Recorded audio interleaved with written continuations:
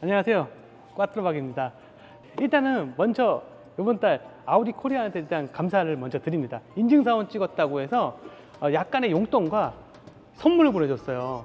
네, 이 선물은 뭐 차를 잘 팔았다고 보여주는 건 아닌 것 같고요. 이 선물이 뭐냐, 이분은 이제 간두신 분이죠. 감사합니다. 이분 상품권 쐈어요.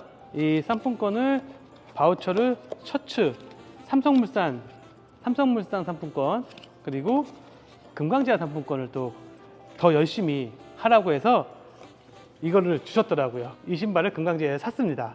더 열심히 뛸게요. 그리고 옷은 저희는 영업사원들은 이 정장은 솔직히 살쪄서 저 맞지도 않고, 그리고 교복 같은 존재이기 때문에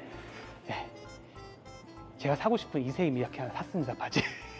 감사합니다. 아우디 코리아 감사합니다. 네, 이제는 다들 궁금하시는 게 프로모션이죠. 한번 프로모션 한번 보시죠. A8 같은 경우는 그래도 종종 문의가 많이 오시는데, 이게 2달 전부터 판매 코리아가 좀 차를 회수해 간 거 있습니다. 근데 이유는 모르겠어요. 근데 판매는 다시 재개할 겁니다. 조금 기다려 주시고, 여기 보시는 Q5는 항시 할인을 잘 하고 있습니다. 이것도 뭐 가격 좋게 계속 판매를 하고 있고요. 요즘 7월 달에 가장 핫했던 차가 Q8 디젤이죠. 45TDI냐 50TDI냐 판매 대수를 몇 대를 하느냐 해서 이거는 디젤이 완판이 됐습니다. 저는 한 대도 못 팔았어요. 제가 정보가 솔직히 좀 늦어가지고 한 대도 못 팔았는데, Q8은 현재 가솔린 모델만 현재 판매하고 있는데, 가솔린 모델도 뭐 그렇게 나쁘지 않은 가격대로 판매를 하고 있습니다. 이제 A5 같은 경우는 이거 전 영상에 제가 올려놨습니다. 벤츠 CLA와 이제 A5, 우리 JDM을 좋아하시는 분들은 마지막 남은 내연기관이라 보시면 되는데, 이것도 할인은 나쁘지 않습니다. 자, 다른 차 보시죠. 보시는 이 Q4 같은 경우는 재고가 아직 많아요. 한 60여 대 있을 겁니다. Q4는 계속 좋은 가격대로 계속 판매를 하고 있고요. 가장 문제는 정부 지원금이 끝나냐 안 끝나냐가 가장 중요한 것 같습니다. A6 같은 경우는 4륜 구동은 다 끝났고요. 다 전륜 구동밖에 없다고 보시면 되고요. 이것도 가솔린 모델은 뭐 흰색, 검정, 곤색 뭐 그 몇 대 없어요. 이것도 뭐 거진 끝났다고 보시면 될 것 같습니다. 그럼 다음 차로 넘어가시죠. 오빠, 나 오늘 뭐 달라진 거 없어?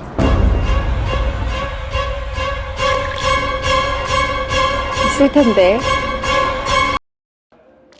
A4 같은 경우는 이 전에 영상 A5랑 같은 건데, 그건 쿠페형이고 이건 세단 스타일인데, 이 A4는 모르겠어요. 컨셉카가 나올지 안 나올지 모르겠는데, 이거는 단종의 길로 갈 수도 있고 아니면 전기차 전용으로만 나올 수는 있습니다. 근데 현재는 판매하고 있는데 A5와 A4는 할인율은 거의 비슷해요. 네. 그러면 마지막에 Q8 전기차 같은 경우는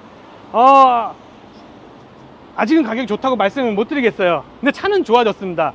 이트론 같은 경우 저도 이제 이트론을 뽑았잖아요. 기존에 이제 제 차 이트론이랑 비교해 보시면 주행거리도 저거는 완충해봤자 300km가 조금 넘는데, 이거는 400km가 넘게 완충이 되고, 그 다음에 전기 모터 힘도 양해지고 에어소스도 많이 단단해졌습니다. 그런데 가격도 많이 단단해졌어요. 들어가시죠.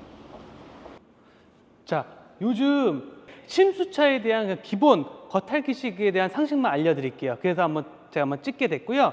보시면 자동차가 이렇게 있습니다. 자동차가 이렇게 있는데, 자차 보험이 들어가져 있는 상황 안에서는 침수차 보험이 전손초이든 분손초이든 돼요. 그럼 전손하고 분손 차이가 뭐냐?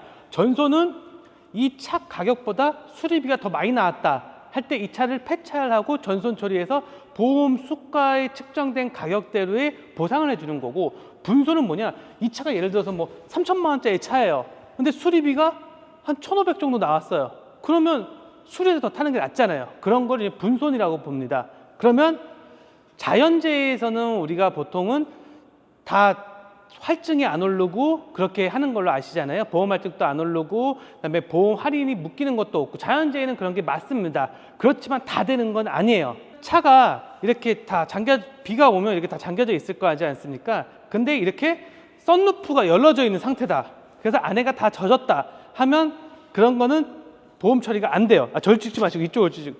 그리고 경찰 통제 구역 및 침수 예상 지역에서 주차 금지 구역 주차 시에는 또 그게 안 됩니다. 그리고 불법 주차는 과실 여부를 따지고요.